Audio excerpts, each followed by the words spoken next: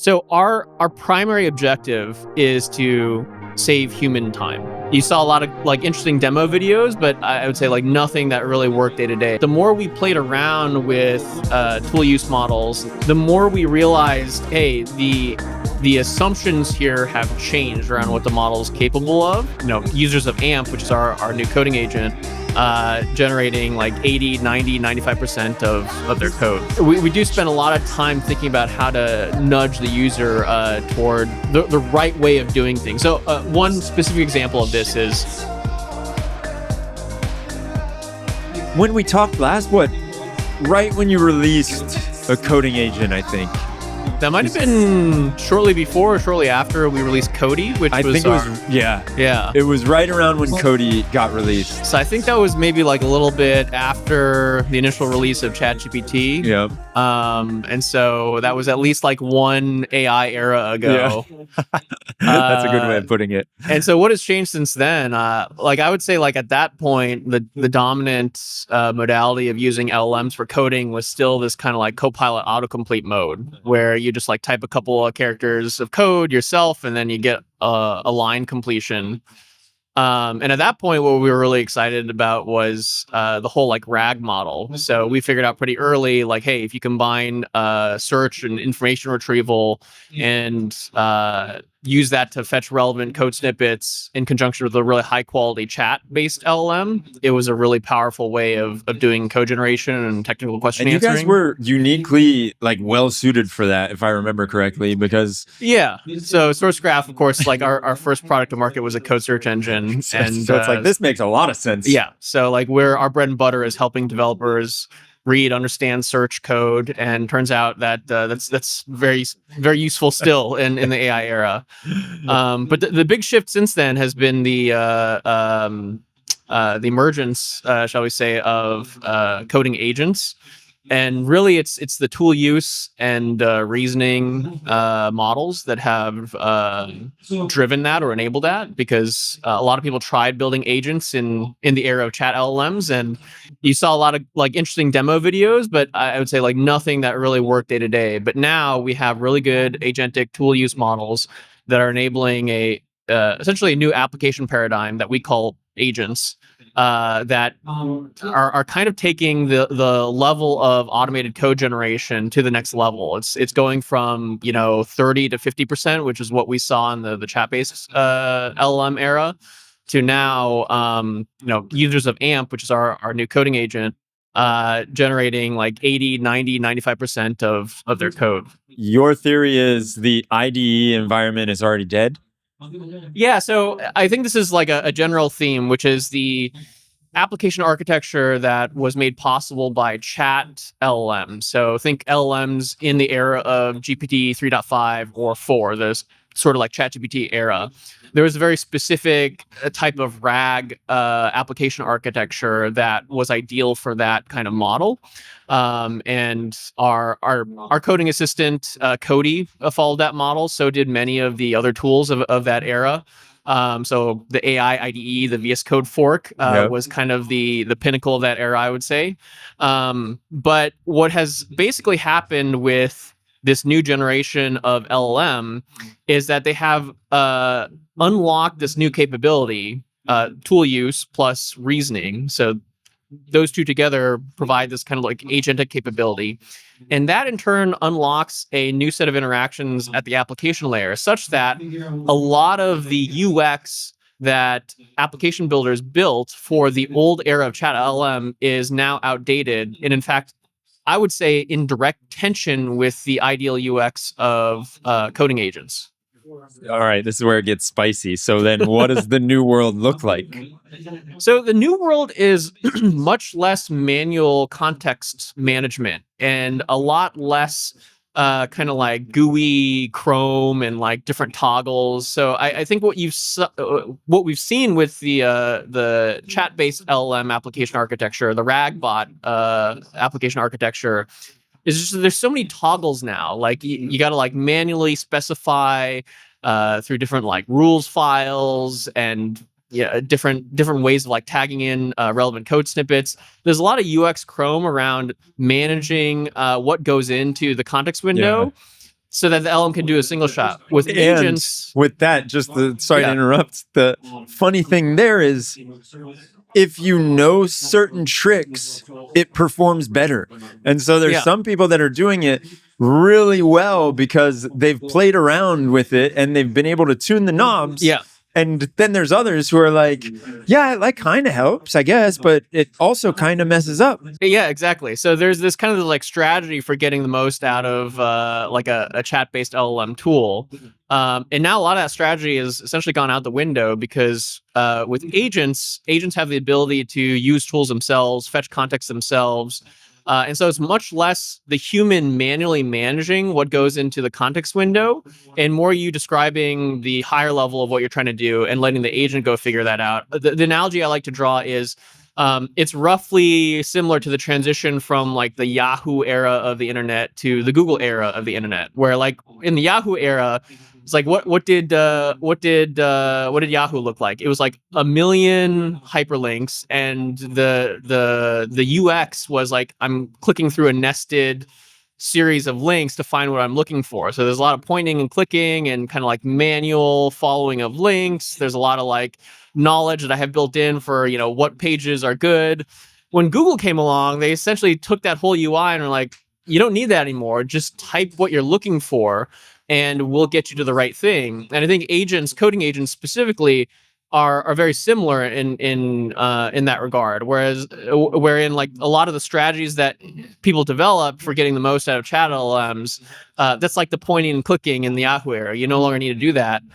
There is a new skill set that you need to learn, which is not as trivial as using Google. It's more like how you prompt agents to do their work most effectively without active human intervention. But that's sort of a very different skill set, often in direct tension with the skill set that people learned in the chat LLM era. With the GUI. Yes. Interesting. Because what the GUI leads you to do is it really leads you to kind of like micromanage the LLM, which was necessary in the old world. But now with agents, you kind of want to just give it the appropriate context, the appropriate feedback loop, and let it run. Yeah. And you want to let it do what it does and almost give it that freedom that if you're putting too many micromanagement on it, yes, in a way it's not able to get what it wants done because it's feeling restricted. Yeah, and the other point, or the other thing that happens when you micromanage an agent is that you as a human also get frustrated. So like a common failure mode that we see is people who have over-indexed on sort of like the cursor way of doing things. They're like, I want to be in there and like I want to direct it at every turn because that's what that UI trains you to do. It's like at every turn I want to review the change before I apply it. But with agents, what you want to do is you want to give it enough context to figure out itself what the right things to search for, what the right feedback loop is. It's similar to like another analogy I like to draw is like the previous generation. It was like the AI was like a coding student. Like you had to be there to review every single little thing they did, and they're like, okay, you did this right, and now let's go apply what you did. Now it's gotten to the point where it's more like a professional engineer, maybe like junior or mid-tier engineer, maybe even senior in some domains. But with an actual professional engineer, what you don't want to do is you don't want to babysit them. You don't want to be instructing them at every turn, like, okay, now read this file, now go do this change. It's more like, hey, here's the overall context. I think you should, use this command to run the tests in this case, or use Playwright to take a screenshot because you're iterating against UI code. Here's the general shape of the feedback loop that you want to construct. Now go off and figure it out yourself. It is very much like a declarative way of doing things. Yeah, I would say it's less like it's less in the weeds. It's more like, let me articulate at a high level the key points, and I'm going to let you figure out the low level. And how have you seen the best folks being effective in getting that context that it needs? I would say there's a wide spectrum of how far people have been able to stretch the coding agent. So the top 1%, we love those users because in some sense, they're kind of like discovering the future along with us. So when we look at the AMP user base, a lot of the forward-looking things that we build are directly targeted at emergent behaviors that we observe in the kind of like top 1% of users. These are people whose token consumption is like 10x, in some cases like 100x, what the median user is. And there we observe a couple different things. One is there's an emergent set of strategies or tips for instructing the agent to get as far as possible. This is like, what sort of details do I put in the upfront prompt to enable it to construct the right feedback loops, to search for context in the right places. And then the other thing we notice is more and more parallelization. So AMP is available both as an extension inside VS Code as well as a CLI. And so there's a lot of people who use the editor extension for more complex tasks that involve, more like complex chains where you want to kind of like remain in the driver's seat, so to speak. And then they'll use a CLI for parallelizing a bunch of shallower tasks. So like you'll have like a tmux window where they have, 3 or 4 AMP CLI instances going on different, shallower issues or bug fixes. That is so cool, dude. That is so wild to see. It's crazy.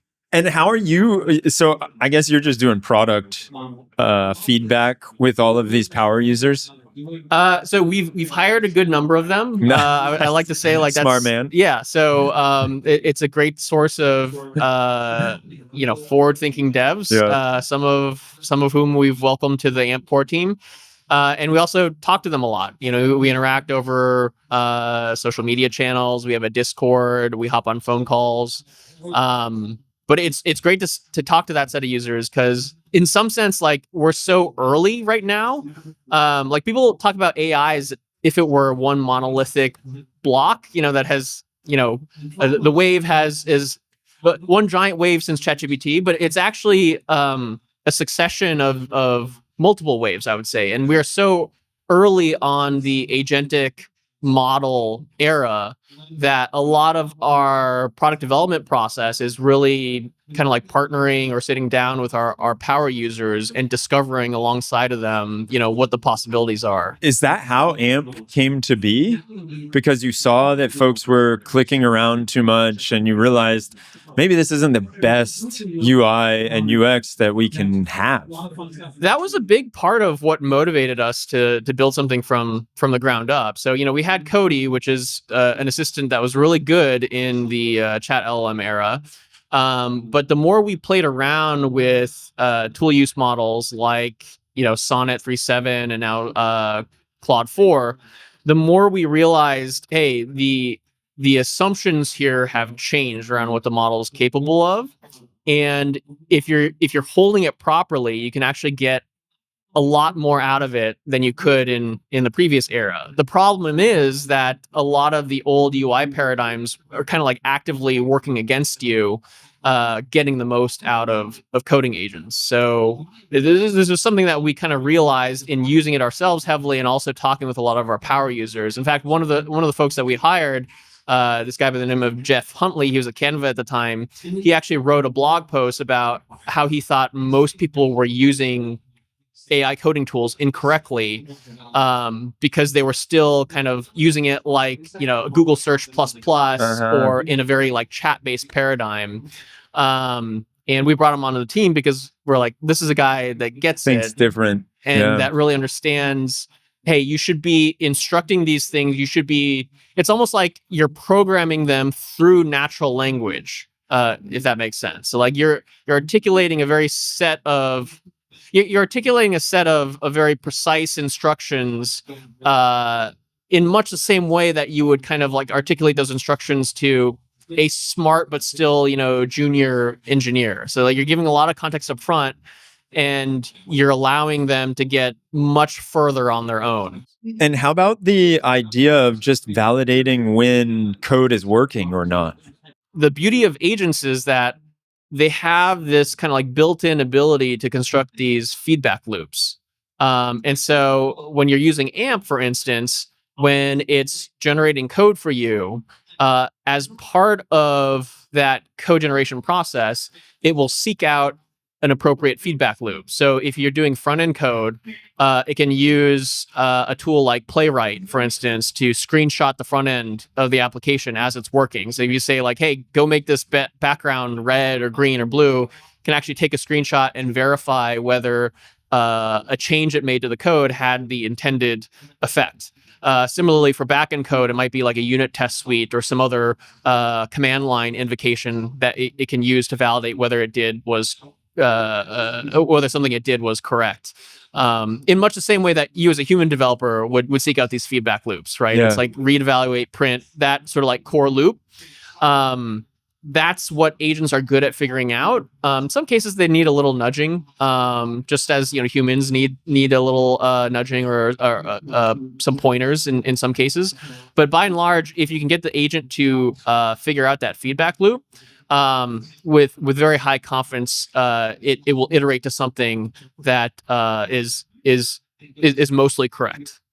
Why do you feel like coding agents had this breakout success and were uniquely positioned for such a lift with LLMs and the whole AI revolution? I think the answer to that question comes down to the immediately preceding question, which is, how do you validate something is correct? And coding is one of those domains where you have a very strong validator in the form of a compiler or a unit test runner. And because you have that validation point, you essentially have a very reliable way to generate high quality synthetic data. So model evolution is ultimately a data game. And there's two ways to acquire data. You can either collect it from the wild, or you can create a synthetic learning environment in which you place your kind of like robot or agent in there and allow it to do stuff with feedback about what's good and what's bad, sort of like reinforcement learning environment. And I think at this point we've exhausted the amount of publicly available large corpy of data. So like those sources of data are largely played through. But coding is one of those domains where it's like you can create a simulation environment with unit tests and the compiler. Are you guys doing that? To a certain extent. Yeah. So for certain special use cases, we don't do foundation model training as of yet, but for certain targeted use cases, we do that sort of kind of like validation and training. Yeah. I've just been hearing about how more and more people are doing simulations. It's more common to do that just to figure out where you have strong capabilities and where you maybe are failing silently sometimes even. Yeah.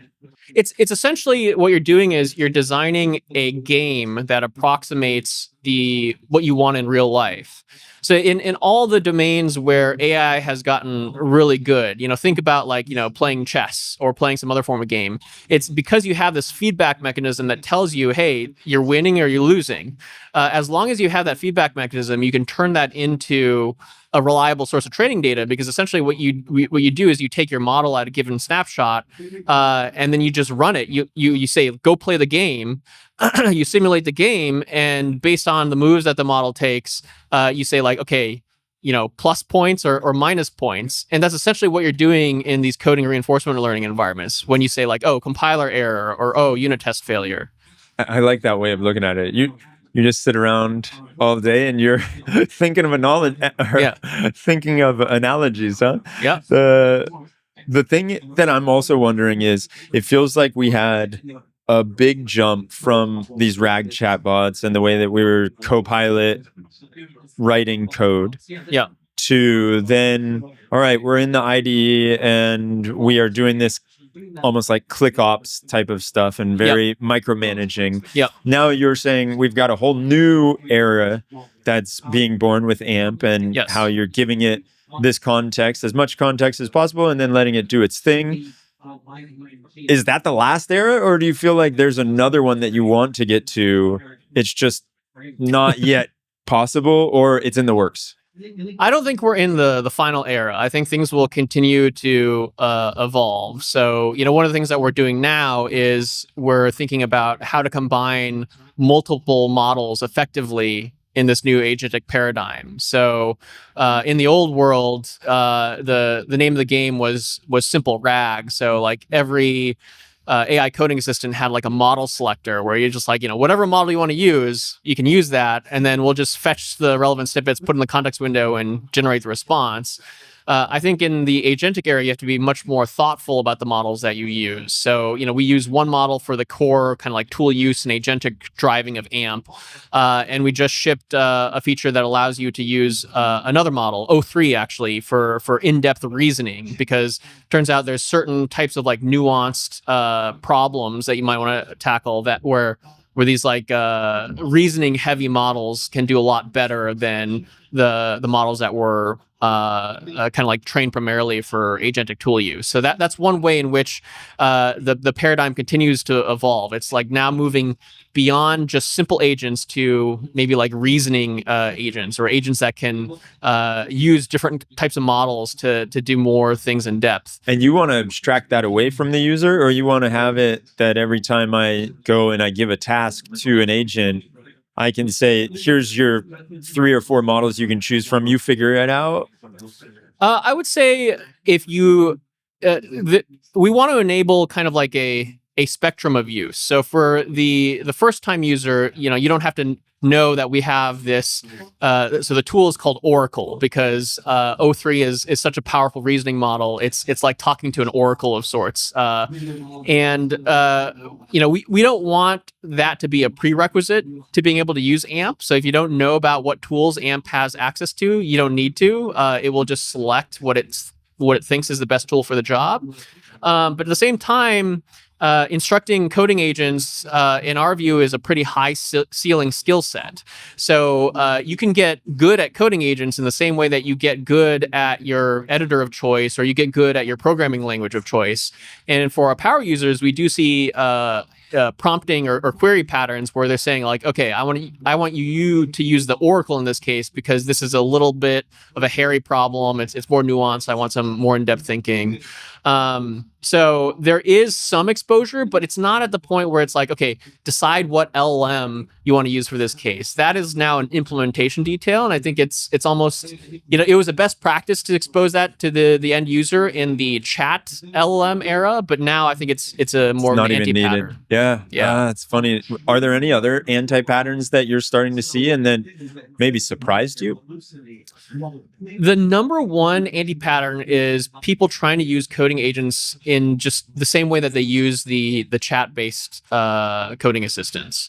And I would say those anti-patterns largely fall under this umbrella of, in the chat-based world, you wanted, like, the human had to be in the inner loop of like back and forth between you and the model out of necessity, right? Because each model invocation was like a roll of the dice, and in the chat-based world, the probability of it just working was probably lower than 50%. Like more likely than not, it would make some subtle bug, and it had no way of correcting itself because it couldn't iterate against feedback. It couldn't use tools, and so it couldn't fix its own mistakes. And so as a consequence, you wanted to be in the loop, so to speak, as a human, to constantly course correct it. With agents, it now has the ability to gather that feedback on its own. And so if you instruct it properly, in many cases, the fidelity you get from a single model invocation, like a single file edit or a single bash command that it runs, is closer to like 90, 95, 99%. So like you can actually you can get out of the way much more if you use it properly, and it can do more for you. But that almost requires almost like an active rejection of a lot of the best practices that people learned in the chat-based LLM era. So it's almost ironic, like some of the people who are struggling the most to use coding agents effectively were the ones who early adopted chat-based coding tools. This little microcosm of the macrocosm, or just let go. Yeah. Trust the process, man. It's gonna work out. Yeah. Oh, that's hilarious. So I had a question about that I can't remember now. It's not coming to me because I was thinking about trusting the process and not the.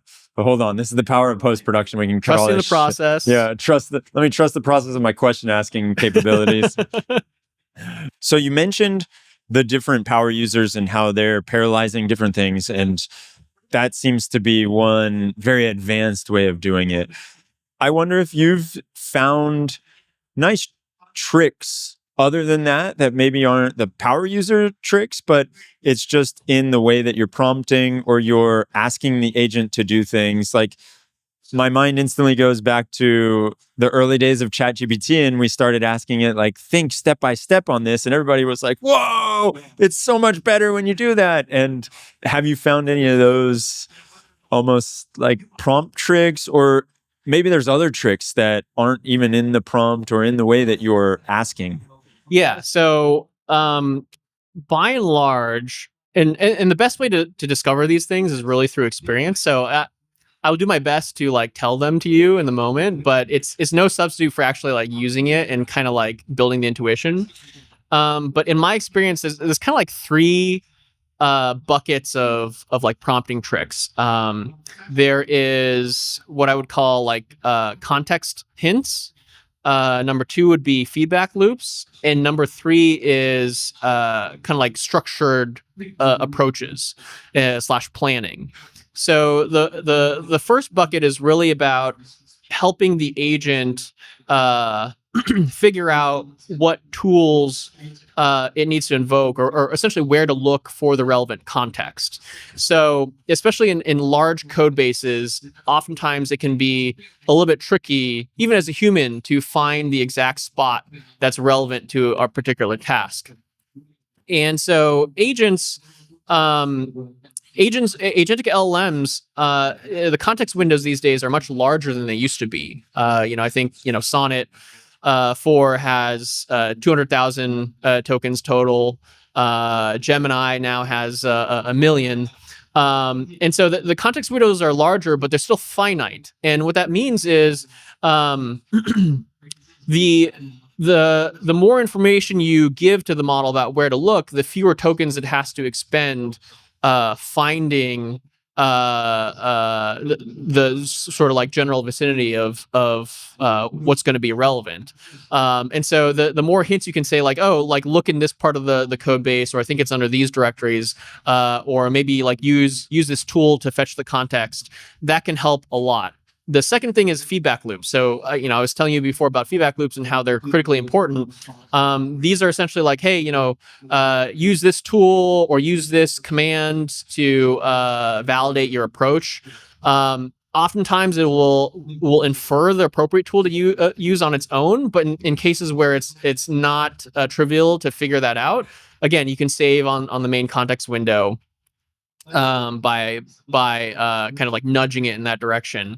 And then the third approach is just adding structure to the overall approach it uses to solve the problem. So in the simplest form, this is just like, hey, before you go do this large and complex task I'm about to give you, first write out a plan of steps, and maybe even let me as a human review that set of steps so I can ensure that they're correct. And then more and more, we've sort of like built additional features into the product where knowledge of those features can help. So one of the things that we've shipped, well, I guess not so recently now, it was like a month and a half ago. So it's like, eons ago in AI land. We ship sub-agents. So sub-agents are essentially, as the name suggests, they're agents within an agent. So like the main agent can invoke a sub-agent to go do a subtask, like, searching the code base, or going and implementing a feature in one part of the code base. And so having knowledge of what sub-agents are good at, and kind of like nudging the main agent to use them where appropriate, can help you conserve the context window. Because the beauty of sub-agents is once they complete their subtask, they don't essentially, like the tokens they use, the context window gets garbage collected. They don't use up the context window of the main agent. So that allows you to get further in complex tasks, because you're essentially chaining together these sub-agent calls that don't eat into your overall token budget in the main agent. If that makes sense. Yeah. Yeah, I've heard that described as agents as tools. A lot of people are, that's like the hot buzzword these days. It's like, oh, agents as tools, it's coming. And yeah, everything is a tool. Exactly. And tools are just function calls at the end of the day. Yeah, so. I was laughing with a friend because I was saying, even humans are tools at the end of the day. When you're asking for the human to give you the feedback, it's like, invoke the human tool. Yes. It's like, is the agent the tool, or am I the tool for the agent to get his job done? Sometimes the line blurs a little bit. Yeah. The part that you just broke down really well on how to conserve that context window in a way so that you're not using it all, because it's finite and maybe you don't have the ability to throw everything at it, but B, it's really good for the cost and keeping the cost lower. I can imagine when you're looking at agents and folks that are using agents, I think there's probably two lenses that you look from. You look from like, okay, the consumer is trying to keep their costs low, but they're interfacing with Sourcegraph in a way, and AMP. And so you also have to be wary of costs and passing on the right costs to the users and the pricing and all of that fun stuff. Yeah. How are you looking at all of these different costs, and how do you feel like we've all heard this idea that, oh, well, LLM calls are just basically going to zero, right? Yeah. And so it's just getting cheaper and cheaper. But now if you're talking about agents using sub-agents that are doing super complex tasks, it still could be like 50% or 50 cents for a task to get done, or maybe even $5. Who knows? So our primary objective is to save human time, because that is still the most valuable resource by a huge margin. And so one of the core principles we've adopted is essentially to not worry too much about keeping the cost of the agent super cheap. So agentic coding tools, they look expensive relative to chat-based coding tools. Like your average token spend is growing from, on average, $10 to $20 per user per month to in the hundreds, in some cases in the thousands of dollars per user per month. Like when we talk about the top 1% of users who are really like redlining what the model can do and what the coding agent can do, oftentimes they're pushing into thousands of dollars per month territory.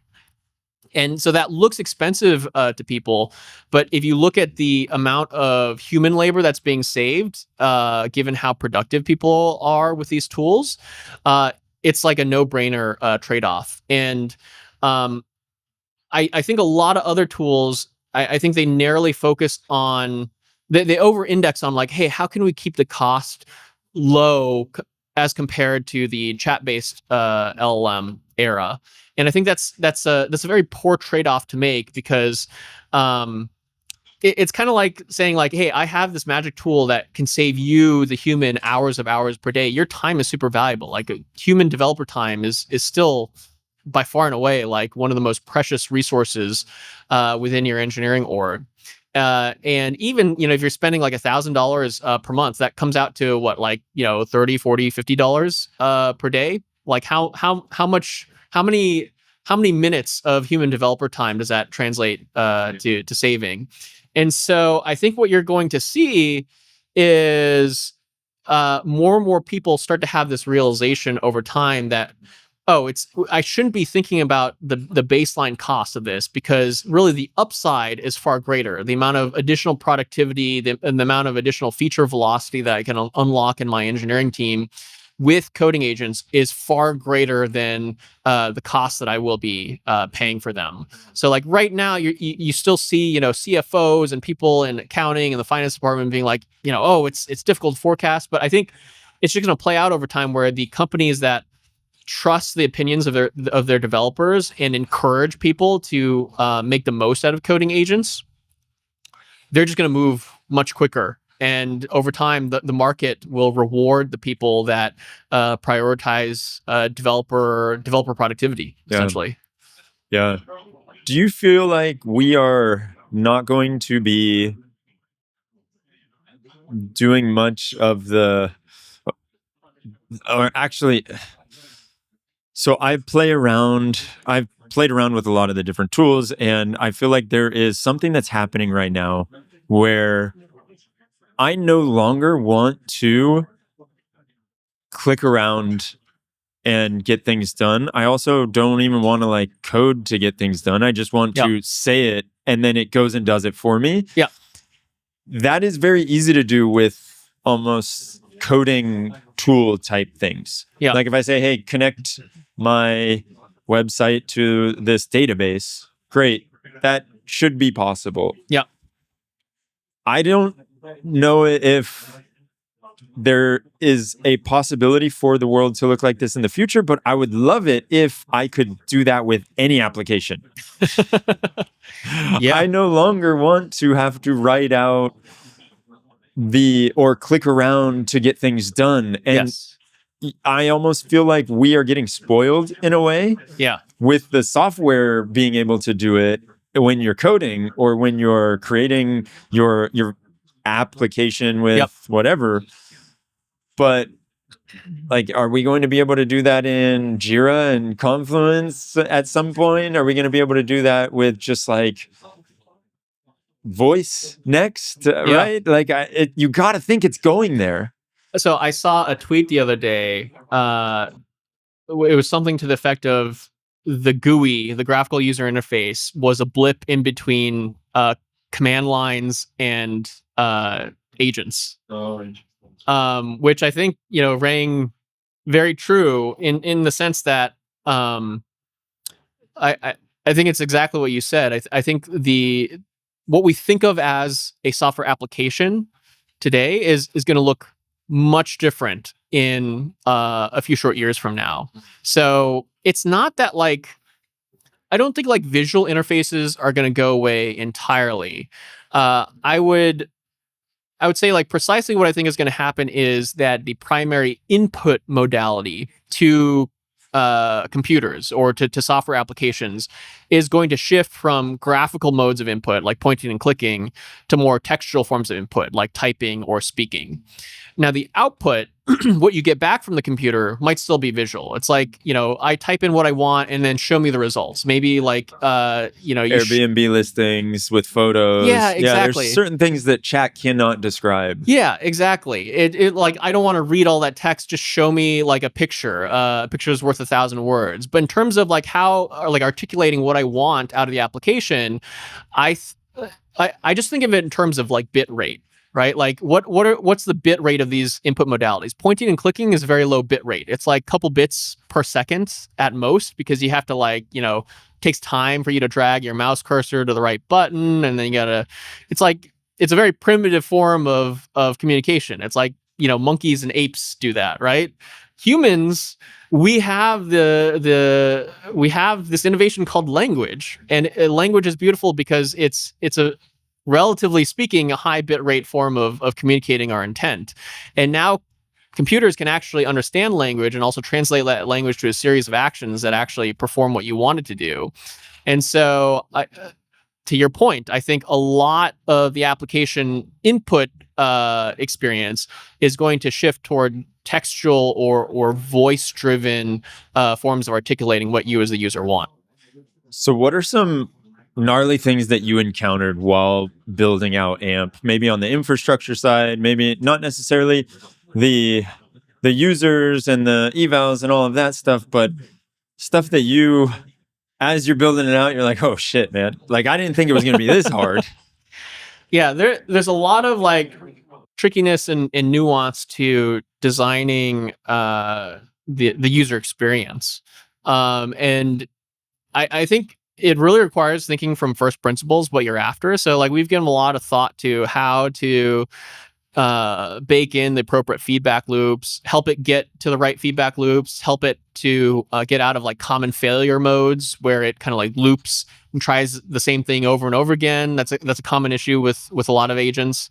How to conserve the context window. We've given a lot of thought to that. Where to use the appropriate models, so what models are best for which task.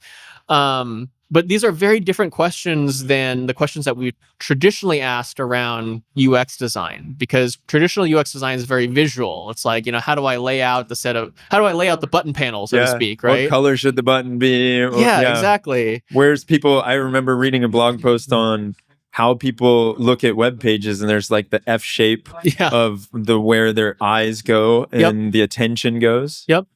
And so, like AMP doesn't have any of that really. Like the input interface is very simple. It's just like text box, and like write what you want, or in some cases people like to do the voice mode, so they'll use like the like Mac OS like voice input to speak to the agent. And that's the primary way of getting what they want. But it's a very different set of questions. So you can't rely on the rules of thumb that people developed in the kind of like point and click GUI world. You really have to think from the ground up. Like, okay, I as a user, what do I actually want? How do we want to guide the user to this behavior that's kind of like new in this new kind of like paradigm that unlocks the capability but still feels familiar enough. Fortunately, developers are accustomed to using command-driven interfaces a bit more than the average computer user. So that helps. But we do spend a lot of time thinking about how to nudge the user toward the right way of doing things. So one specific example of this is AMP is maybe one of the only, I think we're one of the first agents where typing enter in the input box does not submit the query. So typing enter just introduces a new line. You have to hit command enter to actually submit your request to the agent. And the reason we did that was it was a subtle nudge to encourage users to create longer prompts. Because the more information you give the agent, the more reliable it becomes, the more it can do for you. And so that was like a subtle nudge to users to say, like, look, don't stop here. Don't stop here. This is not Google search. Don't type, four keywords and then expect it to read your mind. Yeah. In many cases, getting to what you want, especially if what you're trying to do is more sort of like out of band or unique, right?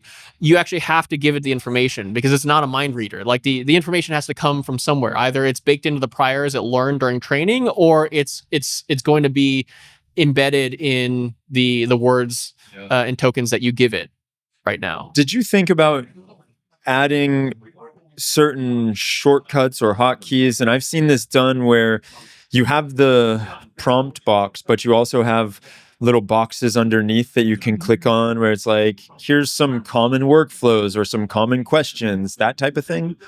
So I think this is one of the things that we did very differently. It was sort of like a contrarian take.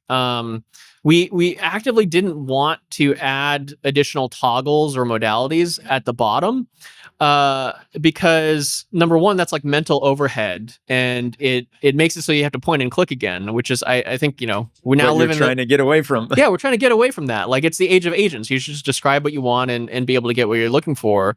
The second thing is that with a lot of other applications that do this, the more toggles and switches you add, they essentially exponentially complexify the interface surface area of your application, to the point where, like, if you introduce like a single binary toggle that like other coding tools, for instance, they have like an ask mode or an agent mode or like a planning mode.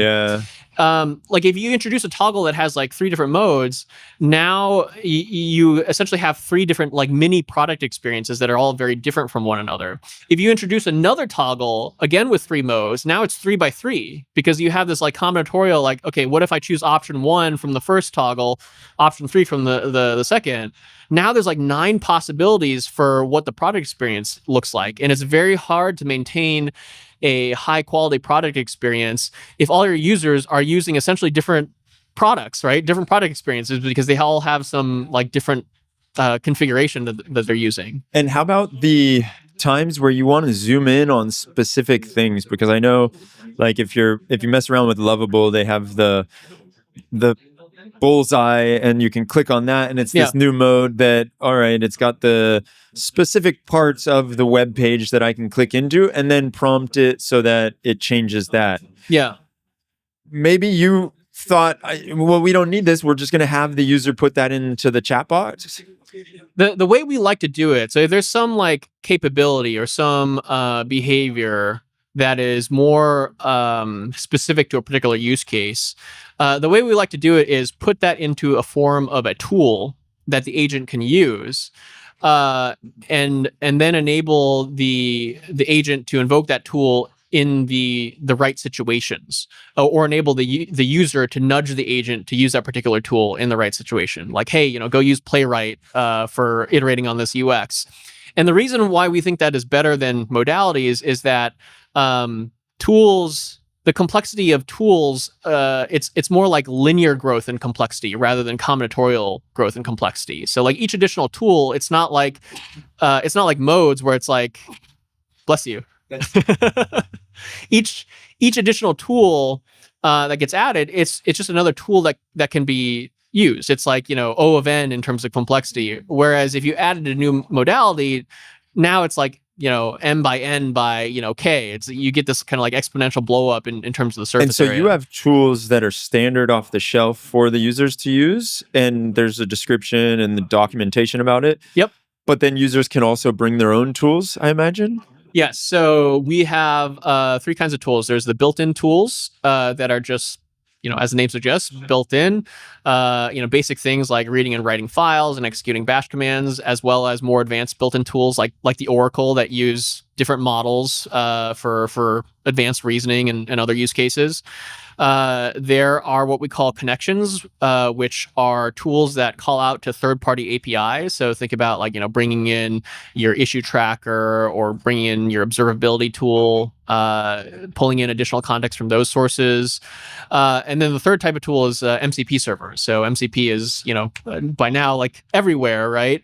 And so the beauty of that is that you have all these different other tool builders out there that have built MCP servers that front their application or their service that can then be pulled in to AMP. How are you thinking about the tools that you support and are natively giving to users versus the other two? Yeah, so I would say all the tools that are necessary for the day-to-day like core inner loop of software development, where it's like, you're in the code, you're reading and understanding the code, you're writing code.